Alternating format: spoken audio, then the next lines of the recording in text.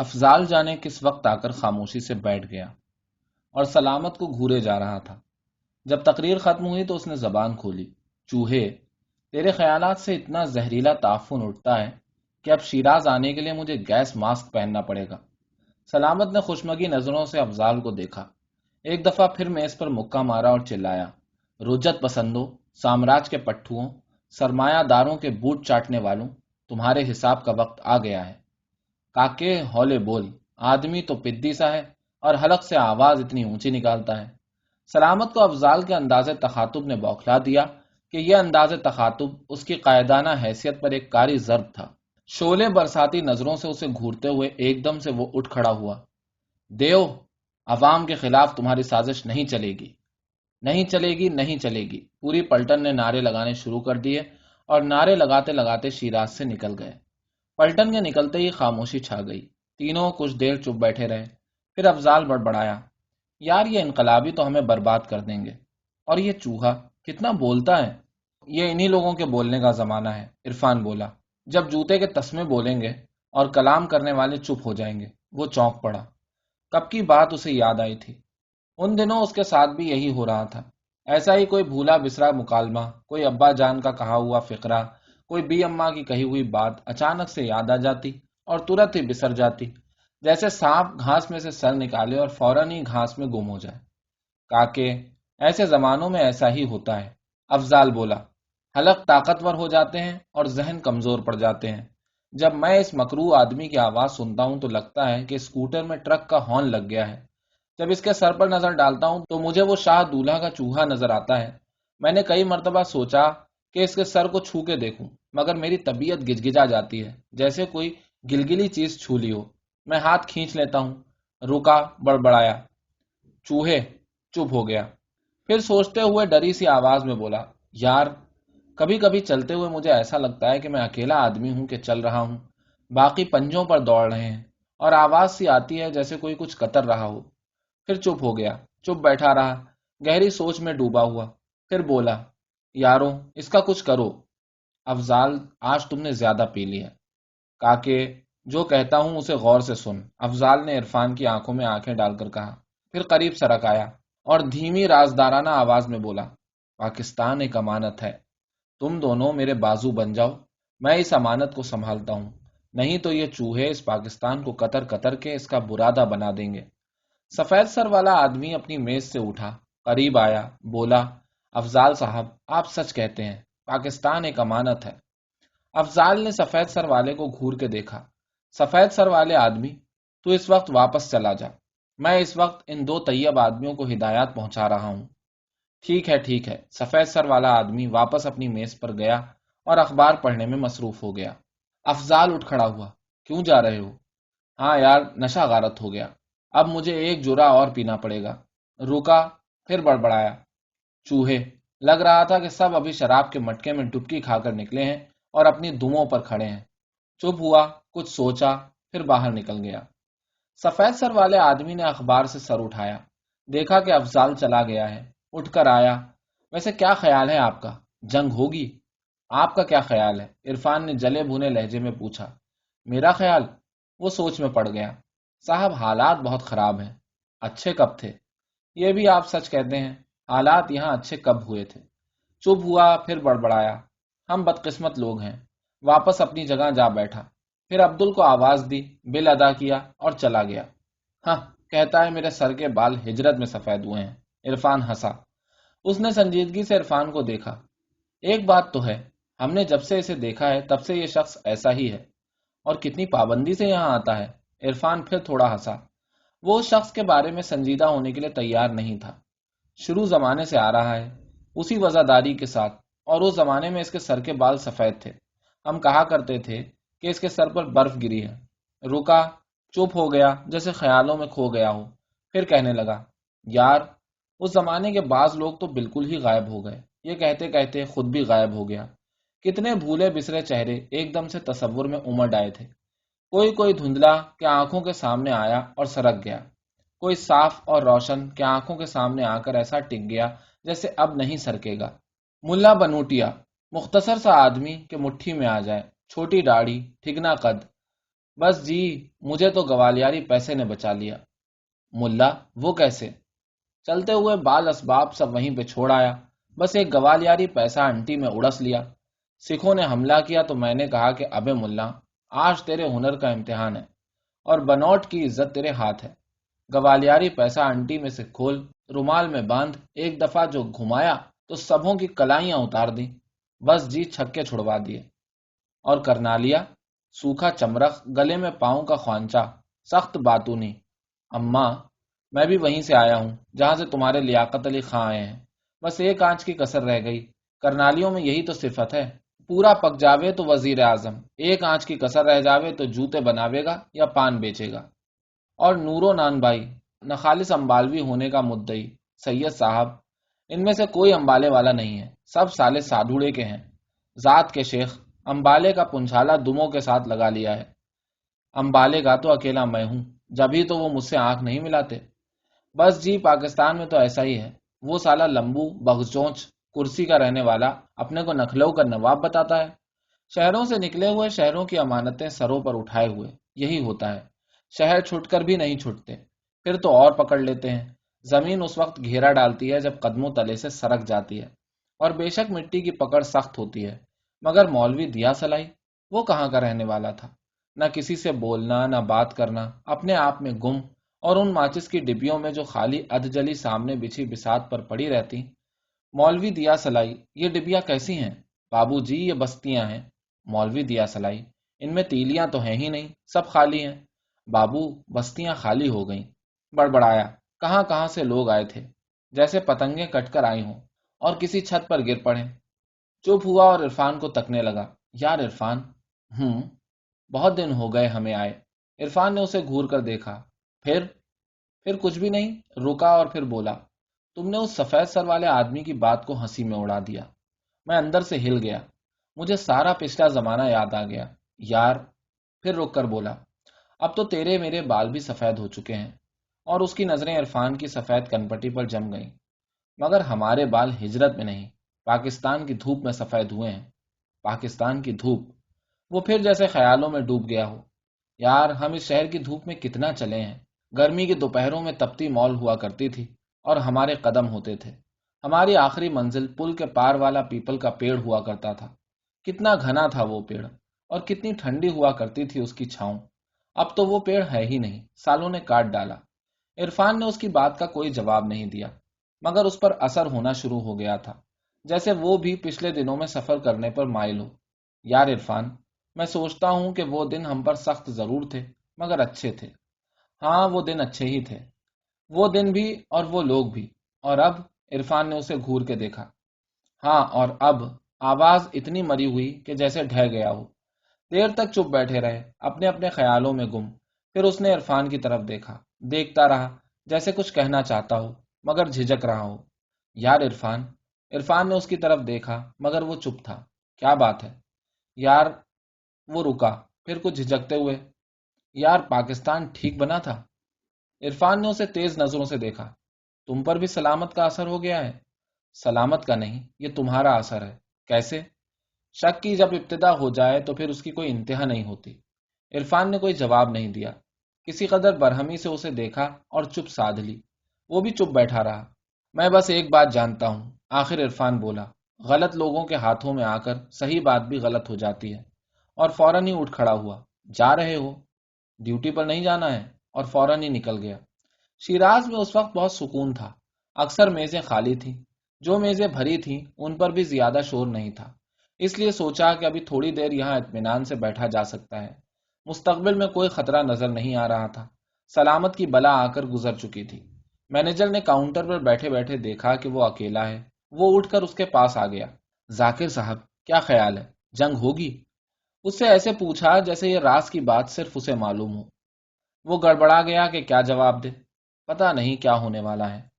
ٹھیک کہا، کسی کو کچھ پتہ نہیں کہ کیا ہونے والا ہے۔ میں جس سے پوچھتا ہوں وہ یہی جواب دیتا ہے کہ پتہ نہیں کیا ہونے والا ہے، مگر فوجوں کی موومنٹ اس وقت بہت ہے۔ اس نے بے دلی سے ہوں ہاں کی اور اکتا کر اٹھ کھڑا ہوا، باہر نکل کر قدرے اطمینان کا سانس لیا۔ پھر وہی دیواریں، دیواروں پر لگے ہوئے بڑے بڑے اشتہار۔ اس کی نظریں غیر ارادی طور پر پھر ان اشتہاروں کے بیچ بھٹک رہی تھی۔ اب شام کے سائے پھیلتے جا رہے تھے اور اشتہاروں کے لفظ اتنے روشن نہیں رہے تھے، مگر اس کی نظریں دیواروں کے اشتہاروں سے گزر کر کچھ پڑھنے کی کوشش کر رہی تھی۔ یہ تو اشتہار ہیں، نوشتہ دیوار کیا ہے؟ یوں بھی تو اکثر ہوا ہے کہ دیواروں پر کچھ لکھا گیا، نوشتہ دیوار کچھ نکلا، مگر دیواریں اشتہاروں سے پٹی پڑی ہیں، نوشتہ دیوار سے بے خبر، اشتہاروں اور نعروں کے شہر میں چلتے ہوئے لوگ جیسے غفلت میں ہیں اور چل رہے ہیں۔ چل رہے ہیں کون؟ برابر سے گزرتے ہوئے آدمی کو دیکھ کر وہ ٹھٹک گیا۔ کئی شخص آگے پیچھے اس کے برابر سے گزرے، صورتیں صاف تو نظر نہیں آئیں کہ شام کا دھندلکا تھا اور روشنی کا کھمبا اس سے کسی قدر دور تھا۔ یہ روشنی نہ ہونے کی وجہ سے ہے کہ دھندلکے میں صورتیں بالعموم عجب سی نظر آتی ہیں، یا واقعی ان کی صورتیں ایسی ہی ہیں۔ ایک شخص پھر برابر سے گزرا، مگر اس مرتبہ یا تو اس کی نظروں نے کوتاہی کی یا وہ تیزی سے گزر گیا۔ بہرحال وہ اس شخص کی صورت نہیں دیکھ سکا۔ پھر وہ اس انتظار میں رہا کہ اب کے جو شخص برابر سے گزرے گا وہ غور سے اس کا چہرہ دیکھے گا، مگر کوئی برابر سے نہیں گزرا۔ آج لوگ اتنے کم، وہ حیران ہوا۔ شام تو مال پہ بہت پرہجوم ہوتی ہے، آج کیا ہوا؟ اور جب وہ یہ سوچ رہا تھا تو اچانک دور چمکتی ہوئی آنکھوں سے اس کی آنکھیں لڑ گئیں۔ بلی! فٹ پاتھ سے متصل درختوں کے بیچ بیٹھی ہوئی بلی اسے جیسے گھور رہی تھی۔ وہ برابر سے گزرا، مگر وہ نہیں ہلی، جیسے جمی بیٹھی ہو، ساکت و جامد بلی۔ اس کی چنگاری جیسی آنکھیں جو اسے گھور رہی تھیں، برابر سے ایک شخص گزرا چلا گیا۔ وہ اس شخص کی صورت نہیں دیکھ سکا، اسے چلتے ہوئے دیکھ رہا تھا۔ یہ شخص چل کیسے رہا ہے؟ وہ اتنا ہی سوچ پایا تھا کہ وہ برابر کی سڑک پہ مڑا اور نظروں سے اوجھل ہو گیا۔ وہ شخص آخر کیسے چل رہا تھا؟ اس طرح برابر سے گزرا کہ اس کے قدموں کی آہٹ ہی سنائی نہیں دی۔ لوگ آج کیسے چل رہے ہیں؟ وہ سامنے سے آتے ہوئے ایک شخص کے اٹھتے پڑتے قدم دیکھ کر حیران ہوا۔ اب اس کی نظریں لوگوں کے چہروں پر نہیں، قدموں پر تھیں۔ آس پاس چلتے ہوئے مختلف لوگوں کی ٹانگوں کو، ان کے اٹھتے ہوئے قدموں کو غور سے دیکھنے کی کوشش کرنے لگا۔ ہم غور نہیں کرتے، ورنہ آدمی اپنی دو ٹانگوں پر چلتا ہوا کتنا عجیب لگتا ہے، یا شاید آج لگ رہا ہے۔ آدمی اپنی چال سے پہچانا جاتا ہے، ہر آدمی، ہر مخلوق، مگر یہ تو ایسے چل رہے ہیں جیسے اپنی پہچان کھو چکے ہوں۔ اور میں؟ کہیں میں بھی تو ایسے نہیں چل رہا ہوں؟ نہیں، اس نے قطعی انداز میں دل ہی دل میں کہا، اور پھر فوراً اپنی چال کا جائزہ لینے لگا۔ میں ایسے تو نہیں چلا کرتا تھا، وہ بڑبڑایا۔ پھر اس نے اپنی چال درست کرنے کی کوشش کی، قدموں کو احتیاط سے اٹھایا، احتیاط سے رکھا، مگر جیسے اس کی چال بگڑتی چلی جا رہی ہو۔ آج میری چال کو کیا ہو گیا ہے؟ تأمل کیا، پھر سوچا کہ آج سے پہلے کبھی اس نے اپنی چال پر غور بھی تو نہیں کیا تھا۔ ہم چلتے رہتے ہیں اور کبھی غور نہیں کرتے کہ کیسے چل رہے ہیں۔ یہ میں چل رہا ہوں۔ وہ ایک دم سے ٹھٹک گیا۔ اپنی غیر انسانی سی چال کو دیکھ کر اسے عجیب سا خیال آیا کہ وہ نہیں، اس کی جگہ کوئی اور چل رہا ہے، مگر کون؟ وہ مخمسے میں پڑ گیا۔ رفتہ رفتہ اس نے اپنے شک پہ قابو پایا، ناپ تول کر قدم اٹھائے، قدموں کی چاپ کو سنا۔ نہیں، میں ہی ہوں، میں یہاں اپنے شہر کے اس پختہ فٹ پاتھ پر، اور یہ میرے قدموں کی چاپ ہے۔ مگر جب وہ اس طرح اپنے آپ کو اطمینان دلا رہا تھا تو اسے وہم سا ہوا کہ اس کے قدموں کی چاپ اس کے قدموں سے دور ہوتی جا رہی ہے۔ عجیب بات ہے، میں یہاں چل رہا ہوں اور میرے قدموں کی چاپ وہاں سے آ رہی ہے۔ کہاں سے؟ یا شاید میں یہاں ہوں اور چل کہیں اور رہا ہوں۔ کہاں؟ میں کہاں چل رہا ہوں؟ کس زمین پر قدم پڑ رہے ہیں؟ اس نے حیران ہو کر ارد گرد نظر ڈالی۔ سب سنسان ویران، جیسے بستی خالی ہو گئی ہو، جیسے دیا سلائی کی ڈبیا خالی ہو جاتی ہے۔ مکانوں سراؤ جا سب خالی، کوئی آہٹ، کوئی آواز، کسی قدم کی چاپ، کچھ نہیں، بس چاروں طرف سے آتی ہوئی کترنے کی آواز، جیسے بہت سے چوہے کچھ کتر رہے ہوں، دہشت زدہ، حیرت گرفتہ، ایک کوچے سے دوسرے کوچے میں، دوسرے کوچے سے تیسرے کوچے میں۔ ایک کوچے میں چلتے چلتے اس نے آگے راستہ بند پایا۔ اب کیا کیا جائے؟ حویلی کا پھاٹک بند تھا۔ اس نے بند پھاٹک پر دستک دی۔ کوئی ہے؟ پکار پوری بستی میں گونج گئی۔ کوئی ہے؟ کوئی ہے؟ جیسے وہ ازل سے اس بند پھاٹک پر کھڑا ہو اور پکار رہا ہو۔ کوئی ہے؟ اپنے دو پیروں پہ کھڑی ایک بلی نے دروازہ کھولا، اسے گھور کے دیکھا اور دروازہ بند کر لیا۔ بتی سبز سے سرخ ہو گئی۔ وہ زیبرا کراسنگ کو عبور کرنے والا تھا کہ رک گیا۔ رکی ہوئی موٹریں، رکشائیں اور اسکوٹر ایسے اچانک سامنے سے گزرے جیسے دریا کا بند ٹوٹ گیا ہو۔ یار ذاکر، پہلے تم میرا رسمی سلام لو اور جان لو کہ میں خیریت سے ہوں اور تمہاری خیر و عافیت نیک مطلوب ہے۔ تم حیران ہو کے سوچ رہے ہوگے کہ کمبخت کو خط لکھنے کی کس وقت سوجی ہے اور خیریت بھیجنے اور معلوم کرنے کا کس عالم میں خیال آیا ہے۔ میں بھی یہی سوچ رہا ہوں کہ کتنے برس سے نہ میں نے خط لکھا نہ تم نے یاد کیا، اور اب اس غیر وقت میں یکایک تم یاد آ گئے ہو اور میں خط لکھ رہا ہوں۔ مجھے ڈاک کے درہم و برہم سلسلے کو دیکھتے ہوئے یہ بھی اعتبار نہیں کہ یہ خط تمہیں ملے گا، پر پھر بھی لکھ رہا ہوں۔ آخر کیوں؟ ابھی بتاتا ہوں۔ پہلے یہ سن لو کہ میں نے محکمہ ایک مرتبہ پھر تبدیل کر لیا ہے، اب ریڈیو میں آ گیا ہوں۔ ایک فائدہ تو یہاں آنے سے یہ ہوا کہ فائلوں کے بور کاروبار سے اچھی خاصی نجات مل گئی ہے۔ یہاں معاملہ لوگوں سے ہے، فائلوں سے نہیں۔ فائلوں کے مقابلے میں یہ مشکل کام ہے، مگر بور کام نہیں۔ یار، یہاں آ کر ایک عجب لڑکی کو دیکھا۔ میرے تو سان گمان میں بھی نہیں تھا کہ کبھی اس سے مٹ بھیڑ ہوگی۔ گیہواں رنگ، پتلے پتلے نقش، چھریرا بدن، درمیانہ قد، طور طریقے سیدھے سچے، ہمیشہ سفید سوتی ساڑی میں نظر آتی ہے، سیدھی مانگ نکال کر چٹیا باندھتی ہے، پھر بھی ایک لٹ کبھی کبھی اس کے منہ پر پڑی دکھائی دیتی ہے، لیے دیے رہتی ہے، چپ چپ، اداس اداس۔ یار، اس کی سادگی اور اداسی نے مل کر مجھے لوٹ لیا۔ میرے اس فقرے پر ٹھٹکنے کی ضرورت نہیں ہے، پہلے پوری بات سن لو۔ مجھے وقتاً فوقتاً نیوز روم میں بھی جانا پڑتا ہے۔ میری اس کی مٹ بھیڑ وہیں ہوئی۔ اس سے پہلے میں نے آتے جاتے اسے دیکھا تھا۔ میرے علم میں یہ بات تھی کہ وہ یہاں اناؤنسر ہے، اس کا نام بھی کان میں پڑا ہوا تھا، مگر پھر بھی اس کے بارے میں ایسا متجسس نہیں ہوا۔ سادگی شروع میں آدمی سے کچھ نہیں کہتی، اور اداسی دھیرے دھیرے سحر بنتی ہے۔ وہ چپ چاپ آتی، ڈھاکہ کے متعلق خبریں معلوم کرتی اور چلی جاتی۔ خبریں تشویشناک ہوتی، مگر کیا مجال کہ اس کے چہرے سے کسی پریشانی کا اظہار ہو جائے۔ یہ میں نے اپنے قیافے سے جانا کہ یہ لڑکی ان خبروں پر اندر سے بہت پریشان ہے۔ میں نے اس سے ایک روز پوچھ لیا کہ بی بی، ڈھاکہ میں آپ کے کوئی عزیز ہیں؟ جی ہاں، وہاں میری والدہ اور ہمشیرہ ہیں۔ خط وط آ رہے ہیں؟ آخری خط 2 ہفتے پہلے آیا تھا، اس کے بعد سے میں 2 خط بھیج چکی ہوں، تار بھی دیا، کوئی جواب نہیں آیا۔ مگر ریڈیو پر آنے والی خبروں سے آپ کو کیا پتا چلے گا؟ کم از کم شہر کی حالت کا اندازہ تو ہو سکے گا۔ تو پھر میرے کمرے میں آئیں، میری میز پر ڈھاکہ کے سارے اخبار ہوتے ہیں۔ اس کے بعد سے اس نے میرے کمرے میں آنا شروع کر دیا۔ پابندی سے روز آتی، ڈھاکہ کے سارے اخباروں کا مطالعہ کرتی اور چلی جاتی۔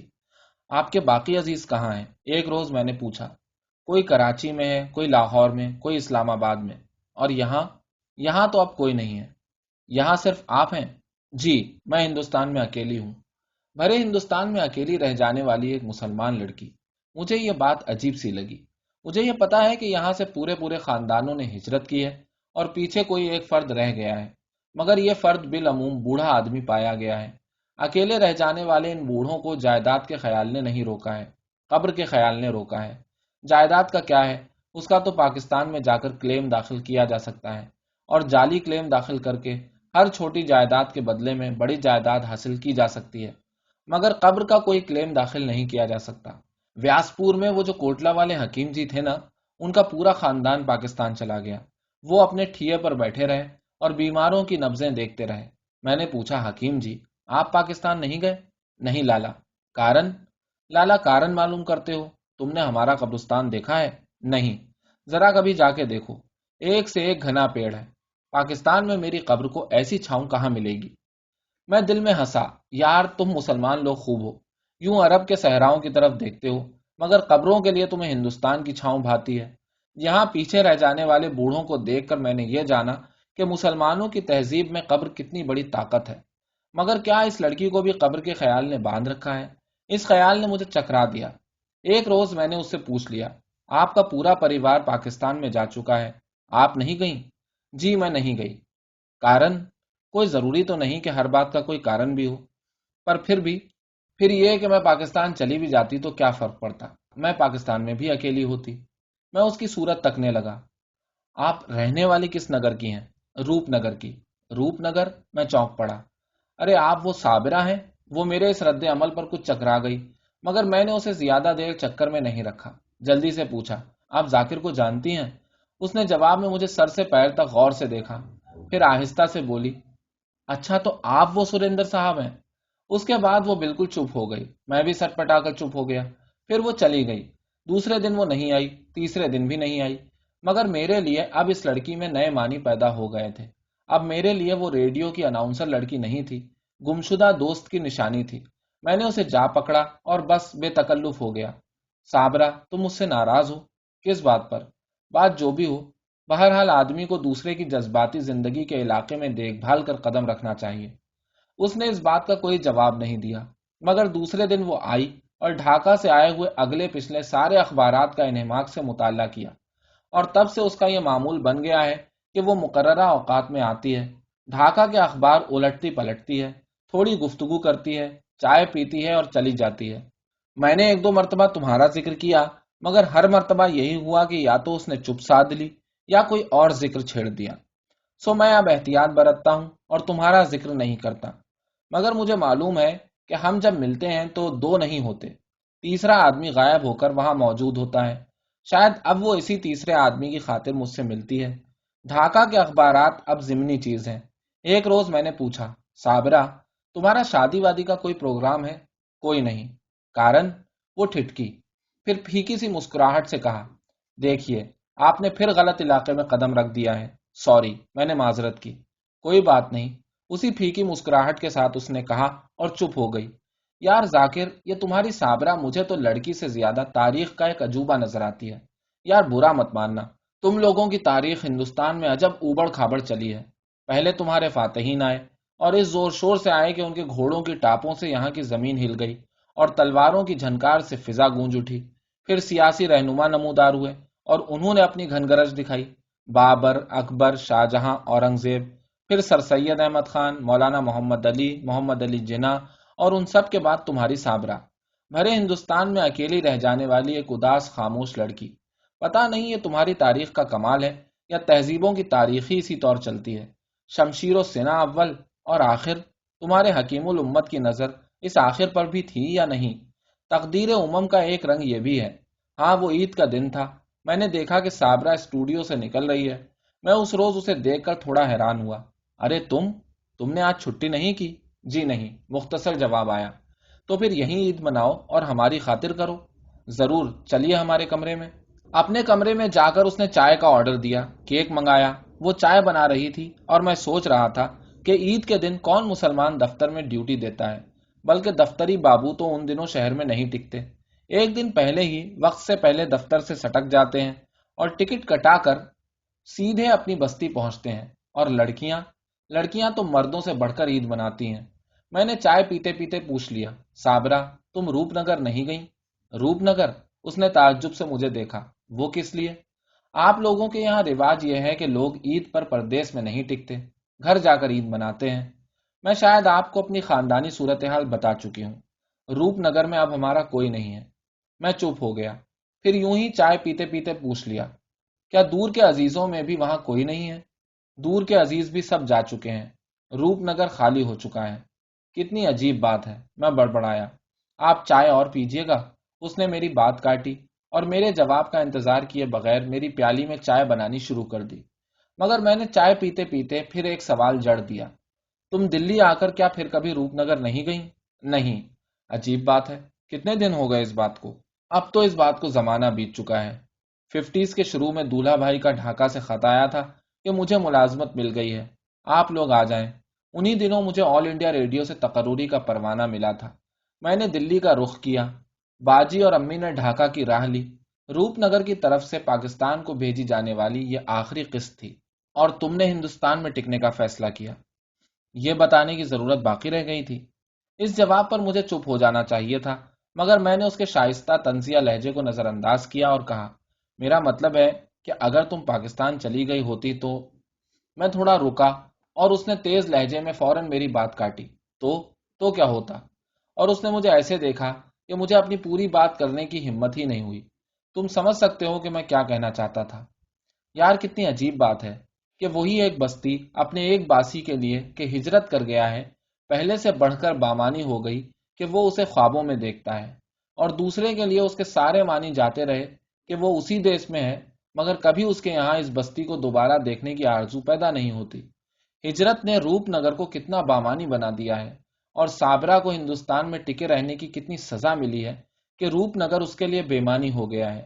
میں سوچتا ہوں کہ میری تقدیر بھی وہی ہے جو صابرہ کی ہے، اور کبھی کبھی مجھے خیال آتا ہے کہ شاید بال پن میں نے کسی رشی منی کا اپمان کیا تھا اور اس نے مجھے شراپ دیا تھا کہ پتر، تیری جنم بھومی تجھے درشن دینا بند کر دے گی۔ سو ویاس پور کی نگری اب مجھے درشن نہیں دیتی۔ میں جب بھی وہاں جاتا ہوں مجھے لگتا ہے کہ نگری پوچھ رہی ہے کہ دوسرا کہاں ہے، اور جب مجھ سے جواب بن نہیں پڑتا تو وہ مجھ پر اپنے دوار بند کر لیتی ہے۔ وہ جو ایک چاہت ہوا کرتی تھی کہ کوئی چھٹی آئے اور دوڑ کر ویاسپور پہنچ جائیں، وہ چاہت اب بالکل مٹ چکی ہے۔ بہت دنوں کے بعد میں پچھلے اساڑھ میں وہاں گیا تھا۔ یہ اساڑھ کے شروع کے دن تھے، برسات ابھی دور تھی اور دوپہریں اپنے عروج پر تھیں۔ ایک کھڑی دوپہری میں میری آوارگی کی سوئی ہوئی رگ پھڑکی اور میں نکل کھڑا ہوا، ایک گلی سے دوسری گلی میں، دوسری گلی سے تیسری گلی میں۔ یار، ہر گلی نے مجھ سے یہی پوچھا کہ دوسرا کہاں ہے۔ میں محسوس کر رہا تھا کہ اب ان گلیوں سے میرا کوئی ناتا نہیں رہا، جیسے سب گلیاں مجھ سے خفا ہیں۔ رم جھم والی گلی سے بھی گزرا۔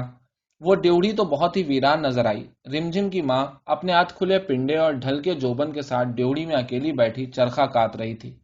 میں ان گلیوں سے نکلا اور اپنے اسکول کی راہ پہ پڑ گیا۔ چھٹیوں کے دن تھے، اسکول بند پڑا تھا۔ خالی برآمدوں سے گزر کر فیلڈ کی طرف چلا۔ یکایک میری نظر پرارتھنا کے استھان والے آم کے پیڑ پر پڑی۔ میں اس کی چھاؤں میں جا بیٹھا۔ یار، اس کی چھاؤں میں ہم کتنی کتنی دیر بیٹھے رہا کرتے تھے اور اینٹیں مار مار کر امیاں گرایا کرتے تھے۔ اس سمے بھی شاخیں امیوں سے لدی ہوئی تھی۔ میرا بے ساختہ جی چاہا کہ اینٹ مار کر امیاں گراؤں، مگر یار ہاتھ جیسے سن ہو گیا ہو، اینٹ مارنے کے لیے اٹھا ہی نہیں۔ میں چپ بیٹھا رہا اور امیوں سے لدی ہری بھری شاخوں کو دیکھتا رہا۔ تب سے ایک امیاں میرے سامنے آ کے گری۔ یہ کیا؟ اس سمے تو ہوا بھی نہیں چل رہی ہے اور طوطوں کی کوئی ڈار بھی پیڑ پر اتری ہوئی نہیں ہے۔ کیا اپنے آم کے پیڑ نے مجھے پہچان لیا ہے؟ بس میں اداس ہو گیا اور اٹھ کھڑا ہوا۔ گلیاں، چڑیاں اور پیڑ نہ پہچانیں تو دکھ ہوتا ہے، پہچان لیں تو طبیعت اداس ہوتی ہے۔ تو نیم کے پیڑ کو تلاش کرتا پھرتا ہے، کوئی نیم کا پیڑ ملا؟ یہاں صورت یہ ہے کہ نیم، املی، آم، پیپل سب اپنے اپنے استھان پر موجود ہیں، مگر وہ مجھے دیکھ کر انجانے بن جاتے ہیں۔ ایک پرکش نے مجھے پہچانا تو میں اداس ہو گیا۔ پیارے، اپنے لیے تو اب اداسی ہی اداسی ہے۔ تو نے وہاں جا کے کچھ کمایا ہوگا، میں نے تو یہاں رہ کر کچھ نہیں کمایا، بس عمر ہی گنوائی ہے۔ یار، میری کنپٹیاں بالکل سفید ہو چکی ہیں۔ تیری کنپٹیوں کا کیا حال ہے؟ اور ایک بات اور بتاؤں، اور سب سے زیادہ اداس کر دینے والی بات یہی ہے، کل جب میں صابرہ کے ساتھ چائے پی رہا تھا تو میری نظر اس کی مانگ پر جا پڑی۔ کس سلیقے سے سیدھی مانگ نکالتی ہے۔ میں نے دیکھا کہ کالے بالوں کے بیچ ایک بال چاندی کی طرح چمک رہا ہے۔ تو اے میرے متر، سمے بیت رہا ہے، ہم سب سمے کی زد میں ہیں۔ تو بس جلدی کر اور آ جا، آ کر شہر دلی کو دیکھ اور شہر خوبی سے مل کہ دونوں تیرے انتظار میں ہیں۔ آ اور مل، اس سے پہلے کہ اس کی مانگ میں چاندی بھر جائے، اور اس سے پہلے کہ تیرا سر برف کا گالا بن جائے اور ہم کہانی بن جائیں، فقط سریندر۔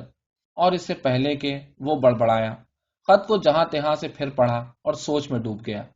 مجھے خط لکھنا چاہیے۔ دیر تک سوچ میں ڈوبے رہنے کے بعد وہ بڑبڑایا، خط؟ اب اتنے زمانے کے بعد؟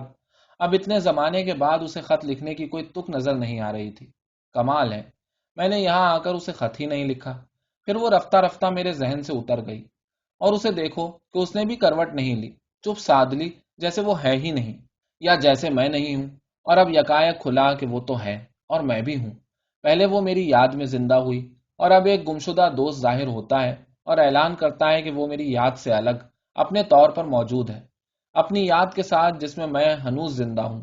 وہ ٹھٹکا، میں اس کی یاد میں زندہ ہوں؟ واقعی؟ اگر نہیں تو وہ اداس کیوں ہے اور کڑ کیوں رہی ہے؟ میں اس کی اداسی اور کڑھن میں زندہ ہوں۔